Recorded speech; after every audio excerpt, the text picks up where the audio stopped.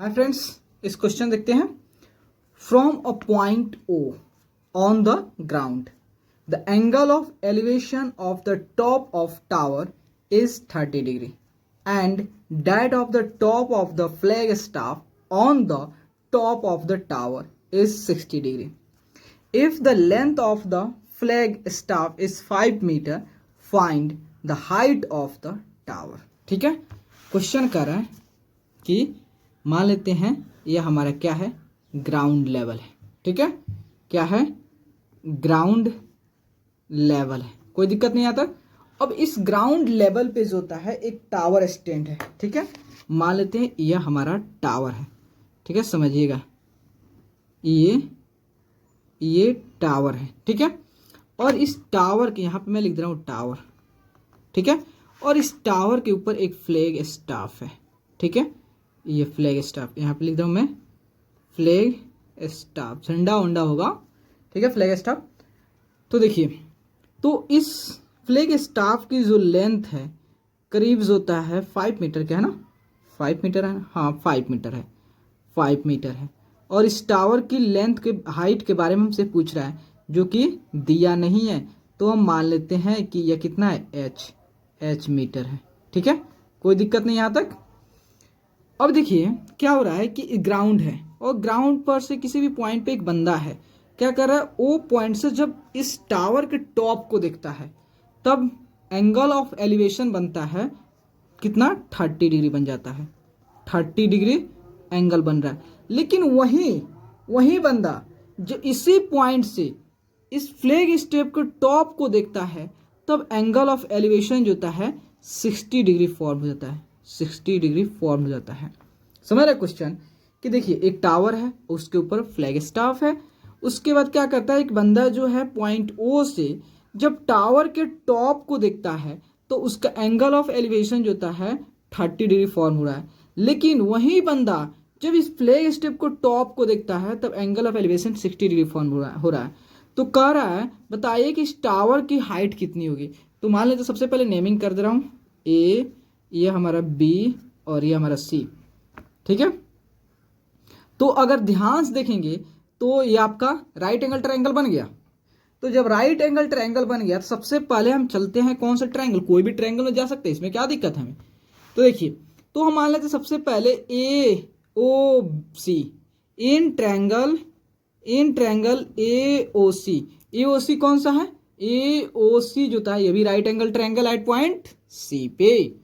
ठीक है, तो यहां पे हम क्या करते हैं, हम बड़े वाले ट्रायंगल में गए तो आपका 1060 डिग्री, 1060 इक्वल टू क्या होता है, P by B, P for perpendicular. तो हम सभी जानते हैं कि एंगल के सामने वाला क्या होता है, परपेंडिकुलर होता है। तो आपका हो गया ए सी, और बेस जो होता है इस एंगल से जो साइड अटैच होता है वो हमारा हो गया ओ सी, कोई दिक्कत नहीं। तो ए सी इक्वल टू कितना है, तो ए सी इक्वल टू आपका हो गया 5 प्लस और टावर की लेंथ, क्योंकि ए सी जो होता है sum of A B plus B C. ठीक है, तो 5 प्लस एच, ओ सी कितना है, ओ सी को ओ सी ही लिख देते हैं, क्या है, कोई दिक्कत है क्या, नहीं है, तो ओ सी को ओ सी ही लिख देते हैं। ठीक है, तो यहाँ देखिए 1060 कितना हो गया, √3 हो गया, equal to 5 plus H by O C. अब क्रॉस मल्टीप्लाई कर देते हैं, तो O C equal to 5 plus H by √3। देखिए हम क्या करें, ओ सी को यहाँ शिफ्ट कर दे रहे हैं, √3 को यहाँ शिफ्ट कर दे, कोई दिक्कत नहीं हुआ। तो इसे मान लेते हैं हम इक्वेशन 1 मान लेते हैं, कोई दिक्कत नहीं यहाँ तक। अब चलते हैं सेकेंड इक्वेशन फॉर्म करने। तो देखिए अब हम आते हैं कि इस ट्रायंगल में, छोटे वाले ट्रायंगल में जाते हैं, कौन सा, बी ओ सी में। तो ठीक है, तो इन ट्रायंगल बी ओ सी, तो यहाँ पे कौन सा एंगल फॉर्म हो रहा है, 30 डिग्री फॉर्म हो रहा है। ठीक है, तो 1030 equal to P by B. तो पी कौन सा है, इस एंगल के सामने वाला, तो बी सी हो गया, और इससे कौन साइड अटैच है, ओ सी है, तो ओ सी हो गया। तो 1030 की वैल्यू कितना होता है, √3, और बी सी, तो बी सी क्या है, टावर की हाइट है, कोई दिक्कत नहीं है, टावर की हाइट है, एच हो गया। ओ सी को ओ सी रन देते हैं, कोई दिक्कत नहीं है। तो ओ सी इक्वल टू, अब क्रॉस मल्टीप्लाई कर देते हैं, ठिचुक ठिचुक, ठीक है।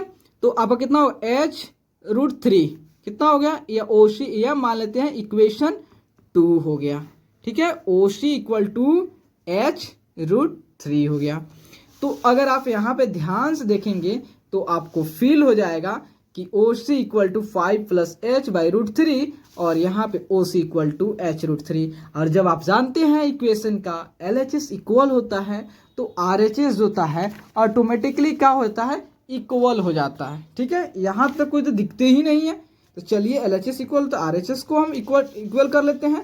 तो देखिए यहाँ पे मान लेते हैं h√3 इक्वल टू, अब यहाँ पे क्या लिखा हुआ 5 प्लस h/√3, तो 5 प्लस h/√3। कोई दिक्कत नहीं ना। देखो आप इसको इधर लिखो या इसको इधर लिखो, कोई दिक्कत नहीं है। ठीक है, तो देखिए अब क्रॉस मल्टीप्लाई करते हैं। यहाँ पे कुछ नहीं तो 1 हो गया। मान लीजिए आप कहें कैसे क्रॉस मल्टीप्लाई कर दे रहे हो, तो इसको यहाँ पे कुछ नहीं तो 1 है, इसका मतलब इसके मल्टीप्लाई करोगे, फिर 1 से इसके साथ मल्टीप्लाई करोगे। आप जानते हो किसी भी नंबर को 1 से मल्टीप्लाई करेंगे तो उस पर कोई भी इफेक्ट नहीं पड़ेगा। ठीक है, तो आपका हो गया h√3 into √3 equal to 5 plus h। देखिए √3 क्या हो जाता है, 3 हो जाता है। क्योंकि अगर ऐसे भी जानते हो कि √3 इंटू √3, क्योंकि √3 इंटू, देखिए अगर √3 इंटू √3, ठीक है ऐसे देख लीजिए। आपको बहुत तरीके से बता सकते हैं लेकिन लंबा वीडियो हो जाएगा। ठीक है, तो देखिए इस चीज़ को आप ऐसे लिख सकते 3 इंटू 3।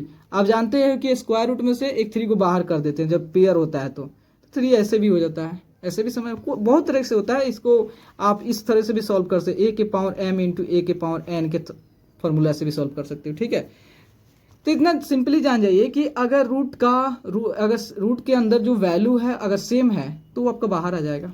ठीक है, तो √3 इंटू √3 कितना हो गया, 3 हो गया। 3h equal to 5 plus h, then इसको h को इधर शिफ्ट करते हैं, 3h minus h equal to 5, then 3h में से h गया, 2h equal to 5, then h equal to 5/2, then h equal to कितना, 5 को 2 से डिवाइड करोगे तो 2.5 मीटर आ गया।